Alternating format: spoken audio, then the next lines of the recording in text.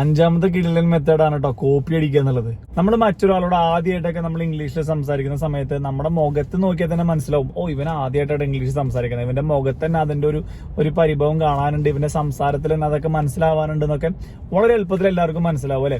അപ്പൊ ആദ്യമായിട്ട് അല്ലെങ്കിൽ അധികം ഇംഗ്ലീഷ് സംസാരിച്ച് പരിചയമില്ലാത്തൊരു വ്യക്തിക്ക് ഇംഗ്ലീഷ് വളരെ എളുപ്പത്തിൽ സംസാരിക്കാൻ വേണ്ടിയിട്ട് അല്ലെങ്കിൽ എളുപ്പത്തിൽ സംസാരിച്ച് പഠിക്കാൻ വേണ്ടിയിട്ട് സഹായിക്കുന്ന 5 കിടിലൻ ടിപ്പുകളാണ് ഇന്നത്തെ വീഡിയോയിൽ പറയുന്നത് കേട്ടോ.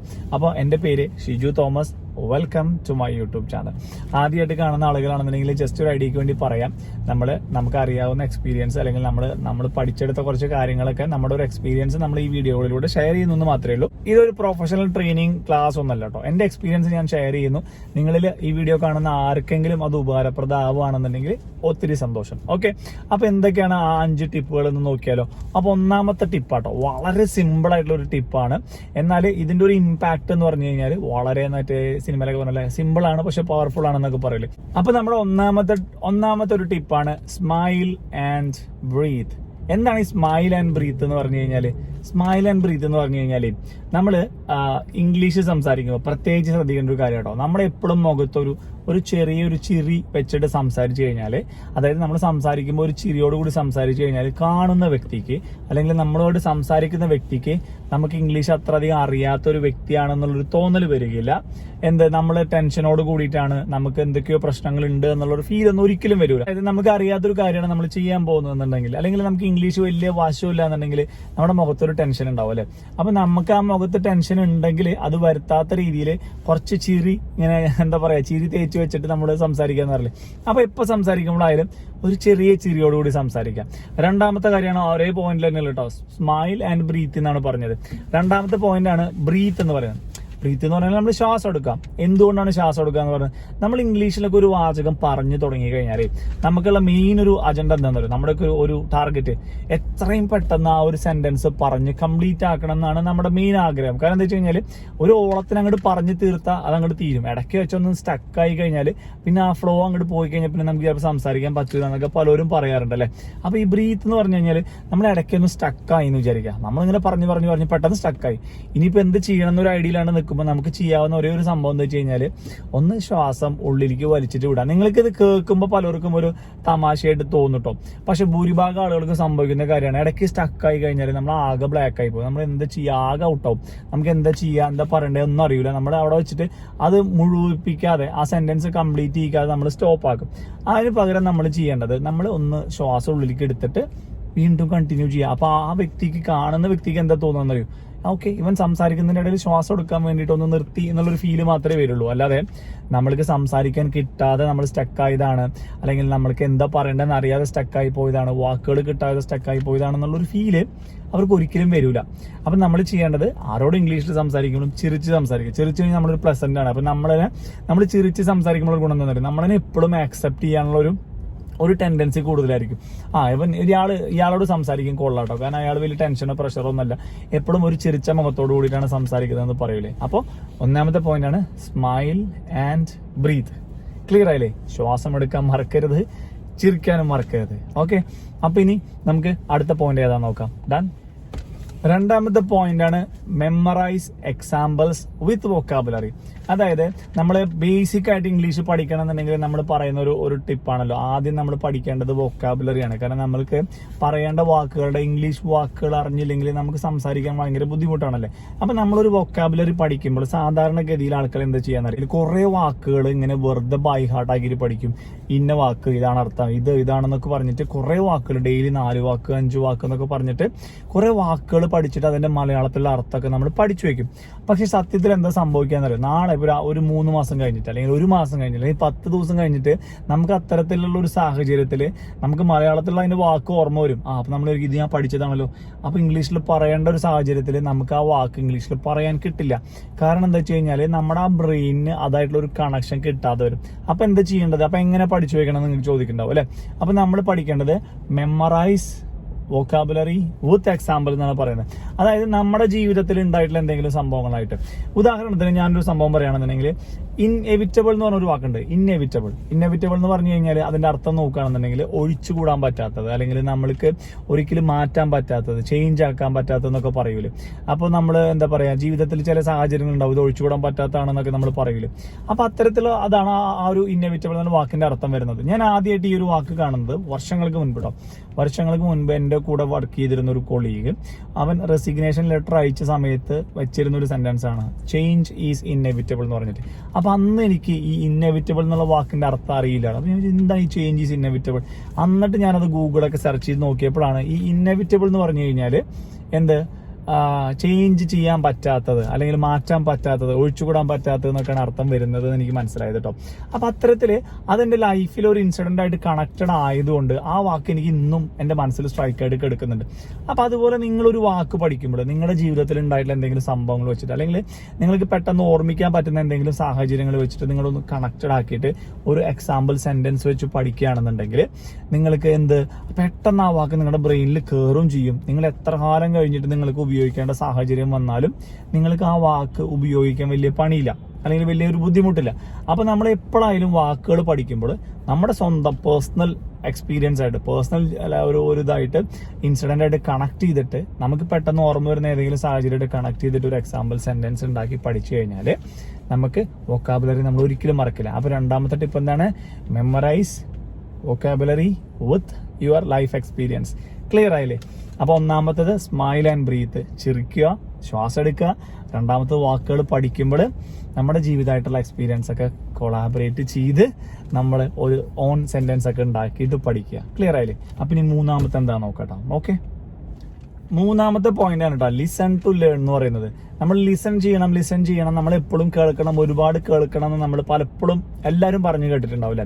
പക്ഷെ ലിസൺ ടു ലേൺ എന്ന് പറയുന്നതും വെറുതെ ലിസൺ എന്ന് പറയുന്നതും തമ്മിൽ ഒരുപാട് വ്യത്യാസമുണ്ട്. കാരണം എന്താ വെച്ച് കഴിഞ്ഞാൽ വെറുതെ ലിസൺ ചെയ്യാന്ന് പറഞ്ഞു കഴിഞ്ഞാൽ, അല്ലെങ്കിൽ വെറുതെ കേൾക്കുക എന്ന് പറഞ്ഞു കഴിഞ്ഞാൽ നമ്മുടെ ഈ രണ്ട് ചെവി വർക്കിംഗ് ആണെന്നുണ്ടെങ്കിൽ നമ്മൾ കേൾക്കും അല്ലെ, അതൊരു സ്വാഭാവികമായ ഒരു പ്രോസസ്സാണ്. പക്ഷെ നമ്മളിപ്പോൾ രാവിലെ തൊട്ട് രാത്രി വരെ ഇംഗ്ലീഷ് വീഡിയോകൾ കേൾക്കുന്നുണ്ടെങ്കിൽ അതിന്റെ ഒരു എഫക്ട്, യെസ്, നിങ്ങൾ ശ്രദ്ധിച്ചില്ലെങ്കിൽ പോലും അതിന്റെ ഒരു എഫക്ട് നമ്മൾ വേറെ വീഡിയോയിൽ ചെയ്തിട്ട് അതിന്റെ ഒരു എഫക്ട് ഉണ്ടാവും. പക്ഷെ നിങ്ങൾ രാവിലെ തൊട്ട് രാത്രി വരെ കേൾക്കുന്നില്ല, നിങ്ങൾ ആകെ കേൾക്കുന്ന ഒരു 15 മിനിറ്റോ 20 മിനിറ്റോ ആണ് കേൾക്കുന്നത്. അപ്പൊ ആ ഒരു അരമണിക്കൂർ നിങ്ങൾ കേൾക്കുന്ന സമയത്ത് നിങ്ങൾ മനഃപൂർവ്വം ശ്രദ്ധിച്ചിട്ടാണ് കേൾക്കുന്നതെങ്കിൽ നിങ്ങൾക്ക് അതിന്റെ റിസൾട്ട് ഉണ്ടാവും.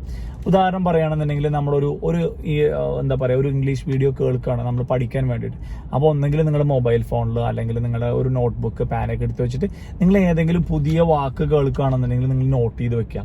എന്നിട്ട് അതിൽ പറഞ്ഞ സാഹചര്യമായിട്ട് ഓർത്ത് വെച്ചിട്ട് ആ വാക്കിന്റെ അർത്ഥം നോക്കി കഴിഞ്ഞാൽ ഇന്ന സാഹചര്യം വരുമ്പോൾ നിങ്ങൾക്ക് ഈ വാക്കുകൾ ഉപയോഗിക്കാം എന്നുള്ളൊരു ഐഡിയ നിങ്ങൾക്ക് മനസ്സിലാവുകയും ചെയ്യും. നിങ്ങൾക്ക് കേൾക്കുന്ന സമയത്ത് കൂടുതൽ എളുപ്പത്തിൽ മനസ്സിലാക്കാനും സാധിക്കും. ഇപ്പൊ ഇംഗ്ലീഷ് നന്നായി സംസാരിക്കുന്ന ഒരു വ്യക്തിയുടെയാണ് നിങ്ങൾ കേട്ടുകൊണ്ടിരിക്കുന്നതെന്നുണ്ടെങ്കിൽ ചില ആളുകൾ ചില പ്രയോഗങ്ങൾ പറയും. മലയാളത്തിൽ സംസാരിക്കുമ്പോൾ വരെ നമ്മൾ ഒരുപാട് പ്രയോഗങ്ങൾ പറയുന്നുണ്ട് അല്ലെ. അണ്ണാനെ മരങ്കേറ്റം പഠിപ്പിക്കരുത്, ഐസ് കട്ടയിൽ പെയിന്റ് അടിക്കരുത്, അങ്ങനെ നമ്മുടെ പ്രാക്ടിക്കൽ ലൈഫുമായി ബന്ധപ്പെട്ട ഒരുപാട് പ്രയോഗങ്ങളുണ്ട്. അപ്പൊ ഇതുപോലത്തെ ഒരുപാട് പ്രയോഗങ്ങൾ ഇംഗ്ലീഷിലും ഉണ്ടാവും. നമ്മുടെ എന്താ പറയാ, നമ്മൾ സംസാരിച്ചുകൊണ്ടിരിക്കുന്ന വിഷയവുമായിട്ട് യാതൊരു ബന്ധം ഉണ്ടാവില്ല. നമ്മളിപ്പോ ഒരു മാർക്കറ്റിങ്ങിനെ പറ്റി സംസാരിച്ചുകൊണ്ടിരിക്കുന്നതിന്റെ ഇടയിലാണ് നമ്മുടെ മാനേജർ പെട്ടെന്ന് പറയുന്നത് അണ്ണാനെ മരം കയറ്റം പഠിപ്പിക്കരുത് കേട്ടോ.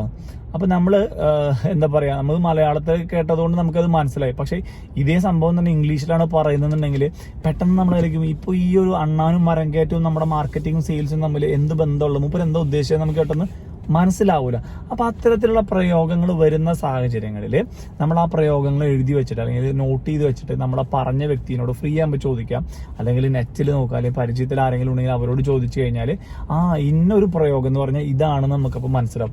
അപ്പൊ നമ്മൾ കേൾക്കുന്നുണ്ടെങ്കിൽ പഠിക്കാനുള്ള ആഗ്രഹത്തോടു കൂടി കേട്ട് കഴിഞ്ഞാൽ 15 മിനിറ്റ് കേട്ടാൽ മതിനേ, അധികം സമയമൊന്നും കേൾക്കണ്ട.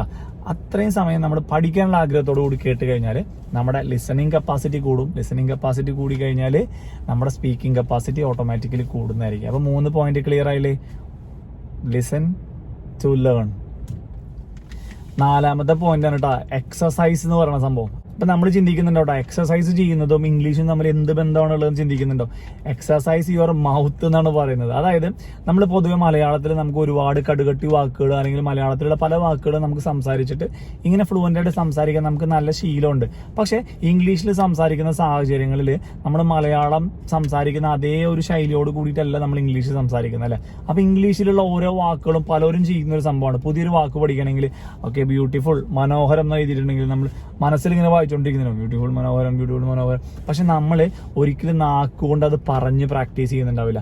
അതിന്റെ കുഴപ്പം അതുകൊണ്ടുണ്ടാകുന്ന ഒരു ബുദ്ധിമുട്ട് എന്താണെന്ന് വെച്ച് കഴിഞ്ഞാൽ നമ്മൾ നാളെ ഇപ്പൊ ഇംഗ്ലീഷിൽ സംസാരിക്കേണ്ട ഒരു സാഹചര്യം വരുമ്പോൾ ഒരു ഉദാഹരണം പറയട്ടെ, എക്സ്ക്യൂസ് മീ എന്നൊരു വാക്ക്. എക്സ്ക്യൂസ് മീ എന്നൊരു വാക്ക് വളരെ കോമൺ ആയിട്ട് നമുക്ക് ഉപയോഗിക്കാൻ പറ്റുന്ന ഒരു വാക്കാണല്ലേ.